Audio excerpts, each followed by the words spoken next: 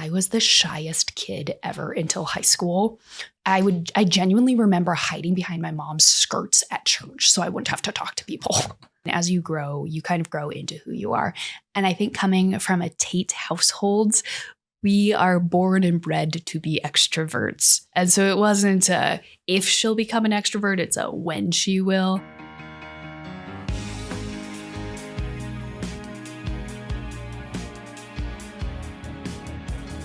Welcome back to the Missoula podcast. Happy Tuesday. Good to be in studio with you, Brandon. Stephen Russett, my guy. How are you, man? Doing well.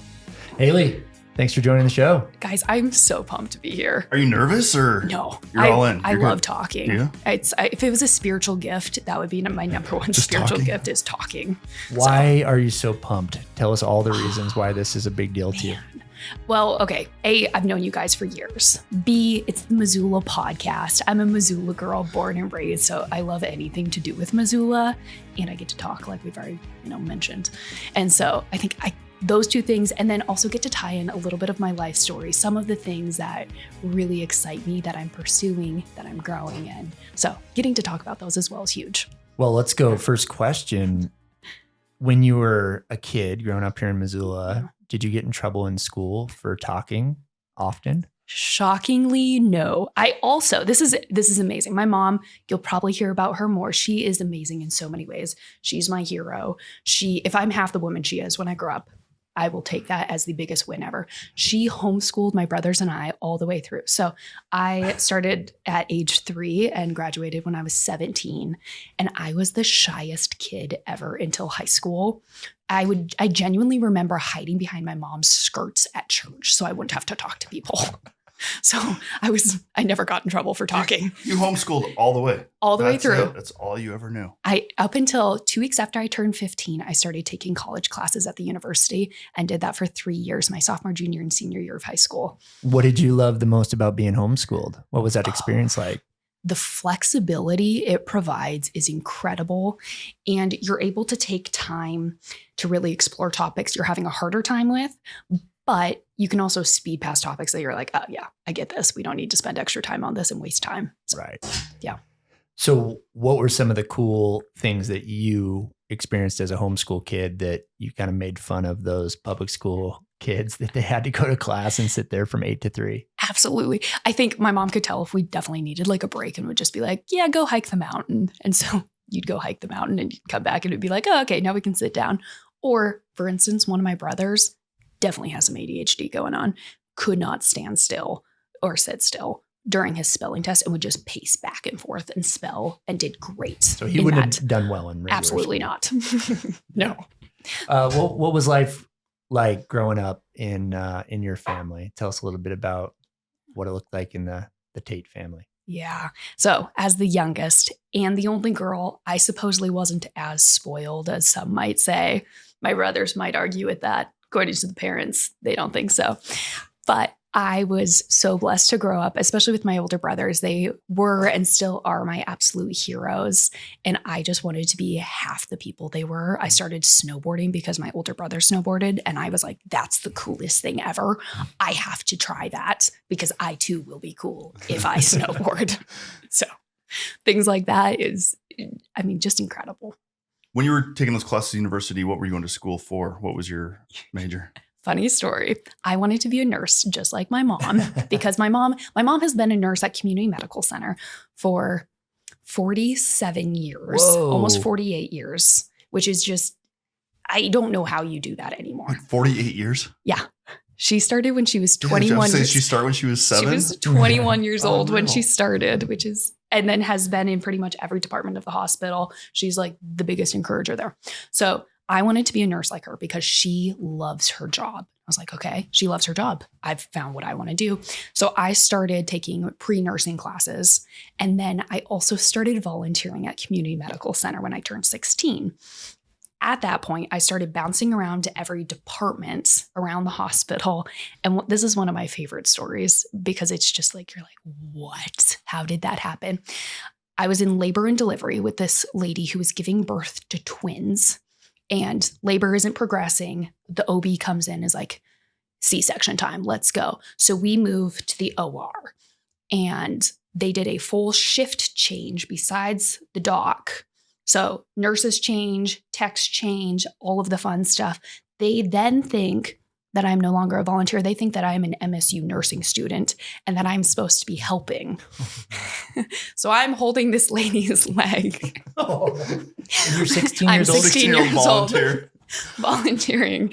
And I was like, I never want to have children. I was like, then at some point that one nurse is like, have they taught you nothing in nursing school? And I was like, I'm not in nursing school. And she was like, go stand in the corner. And so I stood in the corner and I was like, what just happened? And at that point I was like, I don't think I want to be a nurse if I have to do that. And so finished off in general education at that point and went from there. But that was Wow. originally what I was going for. I've not had that experience.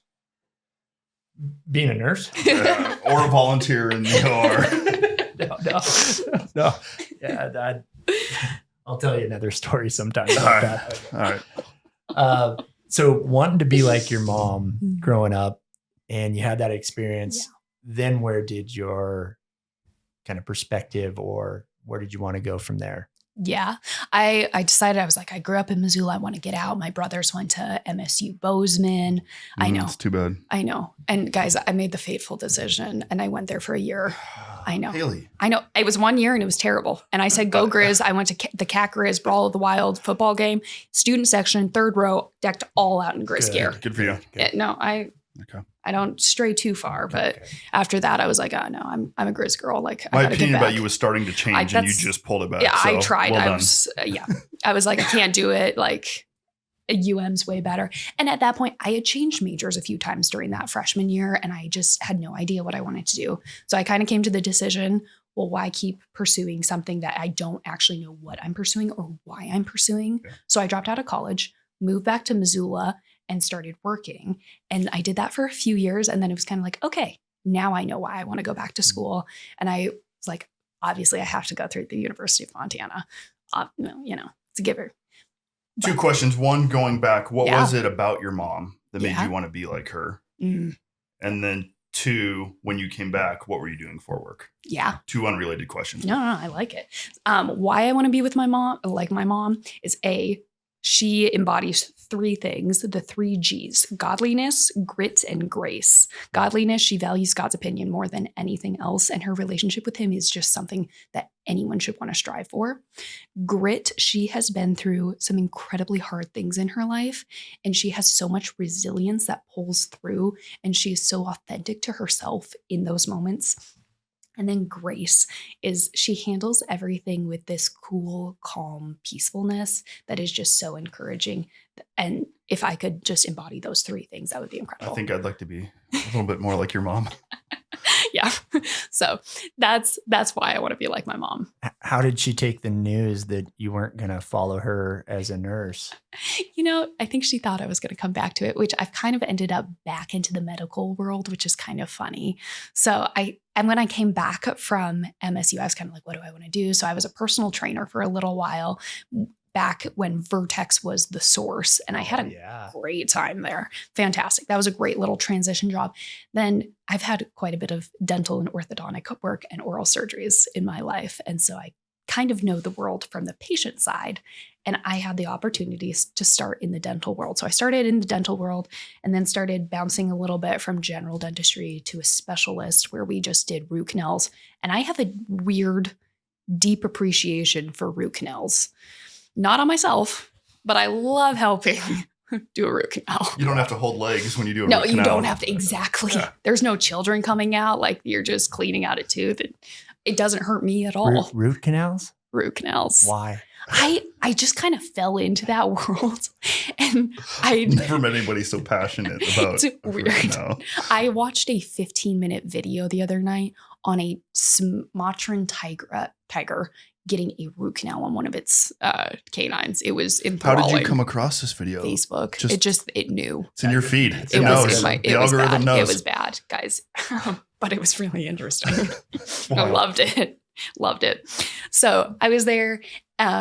And then I had the opportunity to start working where I currently am, which is Alpine Oral and Facial Surgery, which is just a fantastic blend of dental, but also a ton of medical because of the surgeries we're doing.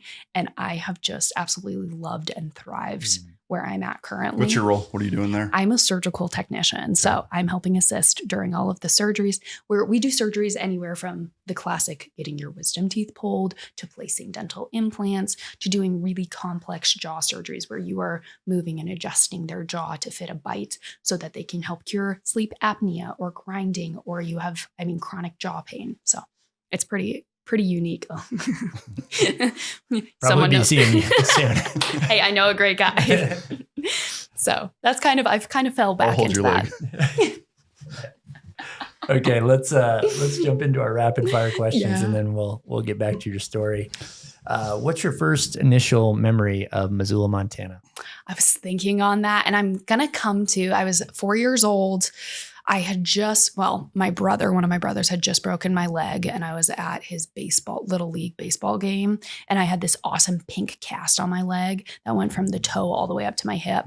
And some police officer came up and was like, "Can I sign your cast?"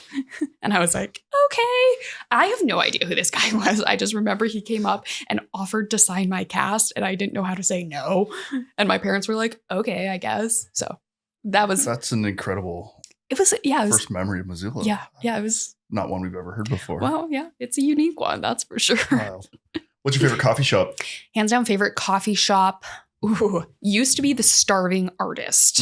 Rest in peace. They had the best white coffee. I know. Yeah. But right now it's Clyde Coffee. Clyde. Yep. Solid. What's your favorite restaurant? Has always been the Camino, but Plaza Azteca is creeping up on me like nobody's business. What do you order at Plaza Azteca?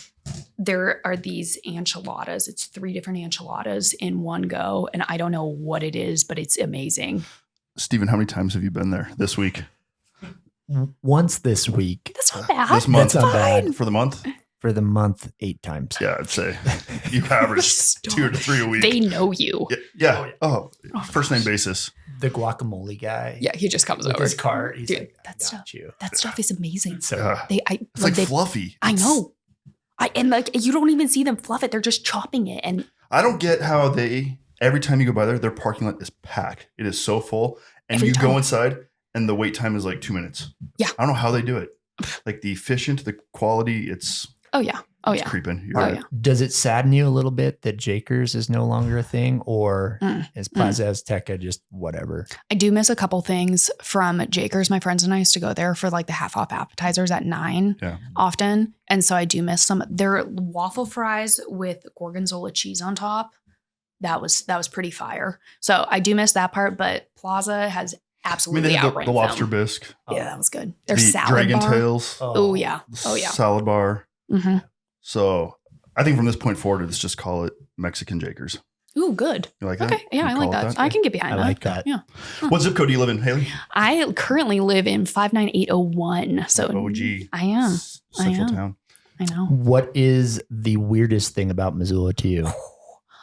Missoula is so unique in so many ways. And so I've been thinking about this, and I love the stickers that are like, keep Missoula weird. And you're like, well, Missoula will always be weird in so many aspects. And I think I probably like some of like the downtown areas when you walk in and you just see like some of the graffiti and you're like, wait, what did that just say? And you have to like go back and like double check it a few times. And you're like, what? Well, you can never tell if it's like vandalism or artwork. Correct. In Missoula. And I think there's certain ones where you're like, for sure artwork, that's a mural. And then some of it you're like, okay. I was just thinking this the other day, I saw a train going by. What's with vandalism or graffiti on train cars? That's a really I've never done that, No. but apparently a lot of people do. Yeah. And we're just cool with it. Like it's just a thing. I don't know. Yeah, no, I agree. I've often wondered that. Yeah. It's a great. And for how high up they are up on the train, I also want, I'm like, do you just like bring it's like your ladder and like spray? Yeah, it's not like something you could have finished in 10 minutes. Right. No. It's like an hour. Yeah. We're going to get to the bottom of that. Yeah, I do want to know. Haley, what do you love the most about Missoula? I love how it is such a unique community where there is something for everyone. And if you ever want to try something new, it only takes you 2 seconds to find that. So the community is just incredible. Yeah. Is there a particular book you've read that has made a significant impact on your life? There are so many. My favorite book, though, that I have to think of right now, it's called Undistracted by Bob Goff. Bob Goff is like the number one person in the world that I would like to meet, and my favorite author, and I think like my favorite human. I've gotten to talk to him once on the phone, and like my day was made. That's awesome. But this book is just, he is very much an Enneagram 7. Whoa. So many things here. So many things just happened. Why did you talk to Bob Goff on the phone? Okay, incredible. So he has like 5-6 books out. In the back of every single book, he puts his personal cell phone number and just says, give me a call anytime. And he has a personal rule where he will answer the phone call. So for my birthday 4 years ago, my mom calls him up and is like, hey, it's my daughter's birthday. And I'm standing in the room. I have no idea who she's talking to. I honestly thought she was talking to like one of her patients that I met when I was like 5 or something. I don't know. That would be something she would do. And she was like, oh, okay, like, yeah, it's her birthday. Yeah, I'll hand the phone over. And like hands me the phone. And I was like, hi, it's Haley Tate. And he's like, hi, it's Bob Goff. And I think I blacked out at that point. I was like, this is my hero. And he just gave me like, take some time to think about like your day. Like, don't let it like run away from you. I think that's kind of what he was saying. I don't really remember. He was probably sitting there on Tom Sawyer Island. Yes. When he called you. Exactly. Probably if was he's a the Thursday. Bob Goff, Yeah. I think he is. Yeah, that Or is know the him same to be. Bob Goff. Yeah. Same guy. So What did you like about Undistracted? I loved the book. I am also definitely an Enneagram 7 personality type, similar to him. And I hate saying no to things. I want to say yes to everything, but it's really hard to say yes to everything and then be able to stay committed and focused in on that thing when you've said yes to 12 other things at the same time. So in that book, Go on. So this book was really great about kind of being like, okay, let's set some goals so that we can be undistracted and in the moment for the things that we do say yes to. And I really appreciated that. And that has really helped me be able to narrow my focus in and be like, oh, it's okay to say no to things so that you can say yes to the things that matter more to you. Haley, how did you go from the shy girl hanging on your mom's leg at church and, hiding to this bubbly, say yes to everything, excited about life? Yeah. Obviously don't have a problem communicating now. How did that transition happen? I would guess probably around age 16, 17, it was just my mom and I at the house. My 2 older brothers were off at college. My dad had left our family when I was about 12 years old. So I grew up for half my life in a single parent household. And my mom and I just got to spend a lot of time together. And I think within that, I mean, as you grow, you kind of grow into who you are. And I think coming from a Tate household, we are born and bred to be extroverts. And so it wasn't if she'll become an extrovert, it's a when she will.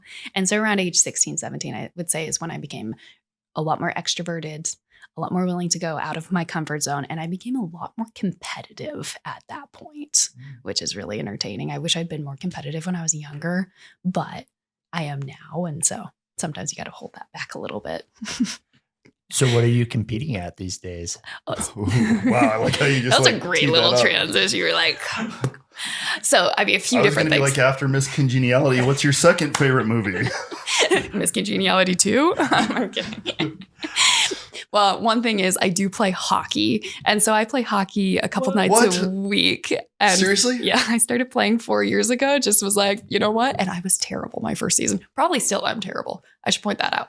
So that's a great way to get actual competitiveness out of the way.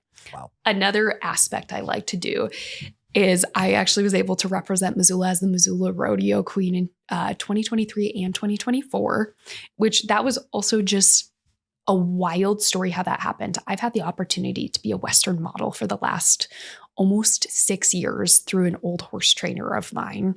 And she called me up June of 23 and was like, hey, I think you should run for the Missoula Rodeo Queen position. And I was like, no, I think that's a terrible idea. She's like, well, you have you already are doing Western modeling. So you have Western sponsors. Like you grew up riding a horse. We would have to find a horse to run flags at the rodeo.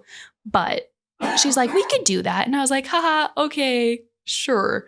5 days later, a patient of mine comes in and I'm killing time waiting for the doctor to come in, talking with the patient and the patient's ride. And the patient's ride casually goes, oh yeah, I'm the director of the Missoula Rodeo Queen pageant. And I was like, really? Funny enough, 5 days ago, I got asked to run for that. And she was like, will you please? And I was like, I don't have a horse to do that with. And she's like, I'll provide you a horse if you submit an application. And I was like, well, there goes my excuse. Like, I don't have an Haley excuse. never says no. I know. Seriously. I was like, I can't say no now. Like, I like kind of had like said in my head, like, oh, I don't have a horse. I can't. And so I was like, well, there goes that. So I applied, spent the next 4 weeks, like pulling together rodeo queen outfits, which I'd never done. And like, I was like, okay, what are like PRCA, which is the type of rodeo that we have here in Missoula. And that's the rodeo athletes from PRCA go to the National Finals Rodeo in Vegas every year, like biggest rodeo event in the world every year. So it's kind of a big deal. So I was like, oh, I need to like represent well. And Haley, forgive me. What is the role of the rodeo queen? Yeah. So it depends a little bit, but a lot of times you are an ambassador for the rodeo that you are representing. And that can be in so many different ways. Obviously, if you go to a rodeo ever, you see girls running around the arena on horses carrying sponsor flags. That's a huge deal. You're also going out meeting sponsors. You're getting to go and meet with kids, doing little kiddie rodeos and going around. And something I really tried to strive was getting the Missoula Rodeo Queen title into places that you would not expect to see a rodeo queen. And so I did a lot of things with cancer support, community Montana. They are awesome, and just helping promote like, hey, we're all in this together, whether you are in the Western lifestyle or not, we can all come together and support things. So yeah. Sweet. So how many pairs of Wranglers do you have? Too many. And I actually was thinking about that. I like looked, I was like, I have at least 10 pairs. And I was like, what am I going to do with them now? Like I wear like more Wranglers or more boots? Oh, more boots without a shadow of a doubt. I own 14 pairs of cowboy boots and I have at least 11 cowboy hats. Of the 14 boots, how many are white? 2, 3. Okay. Yeah, 3. So weekend in Nashville, you're set. Oh, I'm so sad. Okay. Oh, yeah. Okay.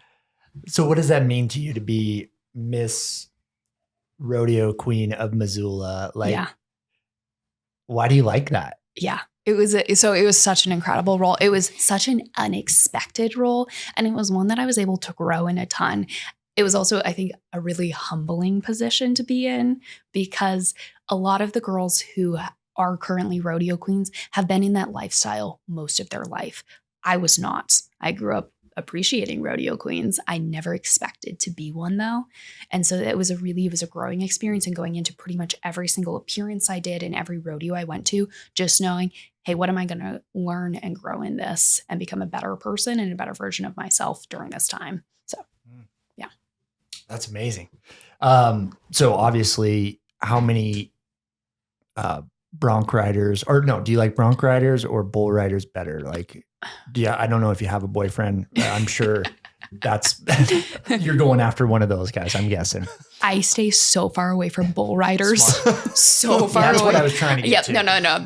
It was a good question. Like, if you're going to date a guy in rodeo, you probably want to go with like a steer wrestler or a team roper.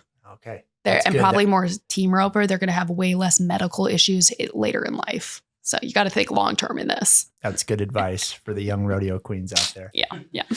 So what's next? What's life look like? What are you excited about here in the upcoming future? Yeah, this is so wild what I have going on next. I grew up watching the Miss America, Miss USA, Miss Universe pageants. Loved them. From age 4 onward, I said, one day I will be Miss Montana. Didn't really know why. I thought I was like, I get to represent Montana. That'd be awesome. And I kept, after I hit age 18, when you could start running for that title, I kept being like, I'll do that in a few years. And back in January, I was driving back from Great Falls and really had a good time to just kind of like sit in your own thoughts. And I kind of came to this like, well, why not this year? Why not run for Miss Montana this year?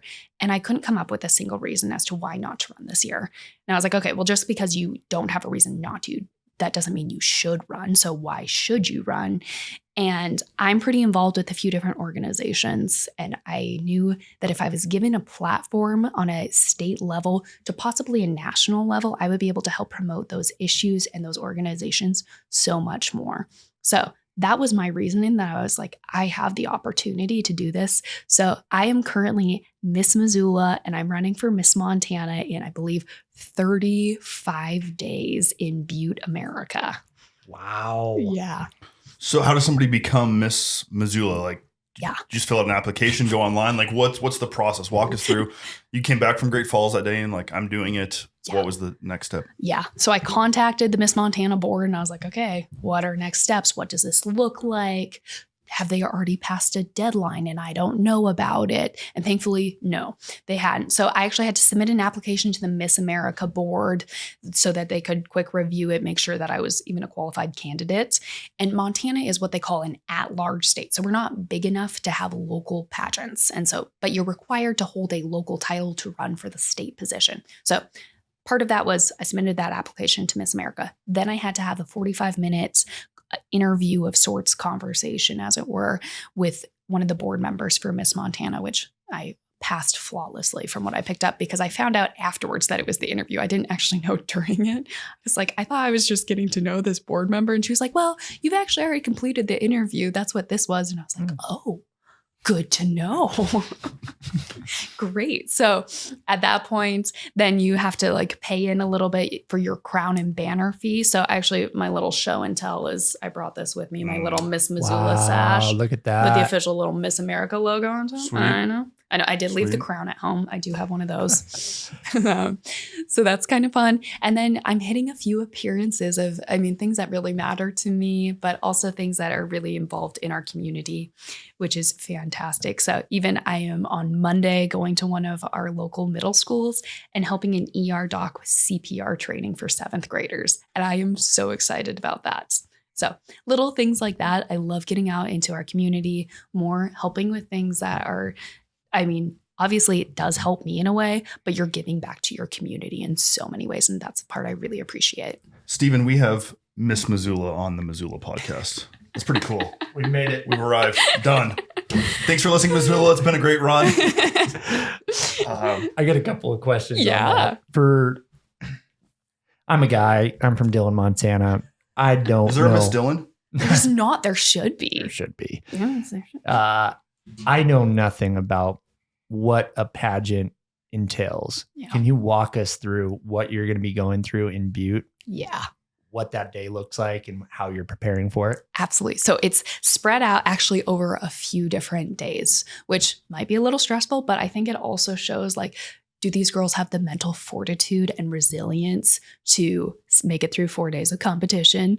But also that would also entail like, hey, can you make it through a year holding a title? And also whatever girl is crowned Miss Montana, she only has 70 days to really pull it all together, finesse everything before she is stepping foot on the Miss America stage. So part of that is like, yeah, they do want to hit us hard with questions because this is the girl that they're sending to represent our state on the national level. So part of that, there's a few different areas of competition. The part I'm most excited for is interview. Interview is worth the most percentage of points overall. I believe it's worth 30% of your overall points. Then you also have your fitness portion where you do a little fitness routine. Unfortunately, no push-ups, which, I was like, well, that's okay. How many push-ups in a row can you do? Without like breaking form and like solidly only like 15, but Pretty good. I'll take what I can get, go with it. So you have your interview, your fitness, the classic evening gown portion that a lot of pageants are known for. You also have your talent portion and your on-stage question about a hot topic going on in our world right now. And that all comes together and whatever girl does the best wins. Do you have your pageant gown picked out, dialed in? You're ready? I do. Guys, I'm so excited. Right. I found it on sale and that's like my favorite part about it. So, Do you, the questions, the hot topic yeah. in the world right now, pressing issue, do you have any idea? Do they give you a list in advance of, hey, it could be one of these 15, or are you completely in the dark? So I actually, because I decided I wanted to win, because back to that little bit of competitiveness that I talked about earlier, I actually hired a pageant coaching business. So that has helped a ton just to help prepare me in quite a few different aspects. So they actually just sent out a list of 37 different hot topics. And I threw that into ChatGPT just to get a few ideas of like, what are some questions based off of these that I might be able to expect at a pageant. Smart. So that's helped a ton. What is your talent going to be? Back to I love talking so much. They actually incorporated a portion of like a talent portion into the Miss America program about 3 years ago called the Her Story. And it's basically a monologue. A talent has to be under 90 seconds. So for 90 seconds, I'm actually going to be talking about watching my mom go through breast cancer 4 years ago and what that was like as a 21-year-old, not knowing if my mom was going to make it or not. How you're coaching, like Haley at your age, like your communication skills are phenomenal, like very, very articulate. How much of that is natural and how much has that been coach developed as you prepare for this upcoming pageant? I actually haven't done hardly any of the interview prep yet. So I'm going to go with this as hopefully a lot of my natural who I am, who I've been trained to be. I think also holding that Missoula Rodeo Queen title really helped pull in and make you really articulate exactly what you need to say prior to saying it, because you're with people that you're like, I don't know if what I'm saying is correct. And so I need to be very conscious about what I'm saying prior to saying it. Do we have any hard questions we can throw at her? Yeah, of course. Haley, describe the perfect day. I'd have to say April 25th because it's not too hot and it's not too cold. All you need is a light jacket. Nailed it. Thank you, Miss Rhode Island. I do have a hard question for you. All right. I've been asking this to a lot of people. Oh boy. lately. Okay. All right. I'm ready. Put me in, coach. What do you love the most about yourself? Oh, that is a really hard question. I would have to say my resilience. One of the things I do appreciate about myself is even when the hard times have come up is to continue pushing through. You also know if you have a breaking point or not, but taking a moment, taking a deep breath, if you need to go and stare at a wall for a second, that does help for whatever reason. Go take a walk outside, but continue to push through the hard things and say, okay, you know what? If I've set a goal, I'm going to push through and I'm going to achieve that goal in one way or another. So my resilience. Haley, what would it mean to you to win and to be named Miss Montana? That would mean so much. I think it would on a few different areas. On one, it would mean I'm given a larger platform to help support. My platform is with an organization, a local and a national organization called Chicks and Chaps. It helps financially support women and their families going through breast cancer. So I would just be able to help promote them and also promote other breast cancer awareness and breast cancer support groups across the state and across the nation. So that would be huge. And on the other side, I can only imagine how proud 13-year-old Haley would be to look and see where 25-year-old Haley is now. I think she would just be absolutely floored. And so doing it for 13-year-old Haley, and then I also have two precious nieces who are 5 and almost 3, and just showing them, hey, if you set your mind to something, you can do it. And even if it's not something you've grown up doing, it's okay to still pursue the hard things. I don't want to bury this, but I'm going to come back to it. You said at 12 that your dad left your family. Yeah. And then you said resilience. Your 9-second monologue was going to be about your mom overcoming breast cancer. Yeah. Are you thankful that those two things happened? That's a great question. With my dad leaving, that was pretty shocking. I think we all have seen our parents go back and forth, fight, possibly. And it was a few days after I turned 12. It was the same weekend my oldest brother left to go to college. So I lost 2 of the 3 most important men in my life in a way in one weekend. And that was so just kind of like you're going from a nice hot tub and you get thrown into a cold plunge and not what you were expecting in any way. And you're like, I'm going to flounder. And I've never thought about it. I'm thankful. I would not be the person I am today if that had not happened. I know that without a shadow of a doubt, and I love who I am today. So on that side of things, I am thankful in so many ways. My relationship with my dad is incredibly poor, and so I wish that was a little different on that side. And then with my mom having breast cancer, I'm so thankful that she made it through, and she is not only surviving, she is thriving. And so that side of things, I'm also so thankful to have watched her and what she went through. And also it made me step up and become more of a leader in so many aspects of my life, watching her go through breast cancer and being there to help her as much as I could. Being where you are today and looking back, if you could speak one piece of advice into 12-year-old Haley, knowing what you know now, what would you say to her? I would say it is okay to go after the things that are uncomfortable. It is okay to go out of the norm, which thankfully I grew up out of the norm as a homeschooler. You kind of had to like push to, I thankfulessly had. You're not nearly as socially awkward as we would have anticipated, Haley. Thank goodness for that. That was my next question. Has a homeschooler ever won Miss Montana? Like, I don't know, but we'll find out. We're about to find out. My mom was so good about, I remember even like, I was pretty young. My mom would have us in at like nursing homes and like assisted living homes. And she would make us like read poems out loud and just interact with people. And we were so involved. I was so involved with sports and like theater growing up that you're always around people doing things. And so thankfully that side of things, I wasn't a sheltered homeschooler, as it were. So that has incredibly helped my speaking abilities and being around people and communication skills. So after you win Miss Montana, we're just going to speak that I out. love it. And you bring some awareness to chicks and chaps and trying to bring awareness to breast cancer. Where are you going from there? Yeah. What's the next goal? The vision, next goal. Yeah, I love it. I love having like a few like little things. I'm like, okay, this decade of my life, I'm going to do this, that type of thing. And not that they're in stone. One of the things that I'm actually pursuing right now is I'm finishing off my degree in communications and psychology while also building up hours where I'm currently working in an OR. And I'm actually at this point, and it could change, planning on going to physician's assistant school, just so that I can continue being an advocate for those going through breast cancer. And you're able to have a little bit more of a relationship with people than per se a doctor, which you're getting to do a lot of the things a doctor is, but you get to have that personal relationship, which I think is so incredibly important for people going through hard medical times. It's amazing. Haley, thank you for becoming resilient and so excited about the things going on in your life. Yeah.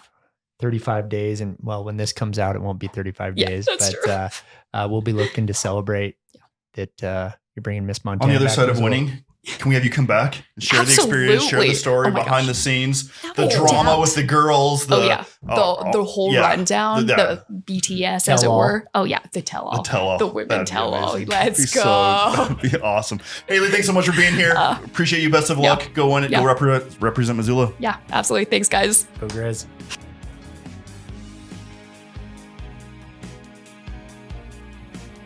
What's up, Missoula? This is Nick Balla, producer of the Missoula podcast. We truly appreciate you hanging out with us as we dive into the stories that make our city special. If you could do us a quick favor and follow the show wherever you are listening, whether that's on Spotify, Apple Podcasts, maybe you're watching on YouTube, so hit that little subscribe button. It really helps us out. Head on over to www.themissoulapodcast.com for more information, and we'll see you next week.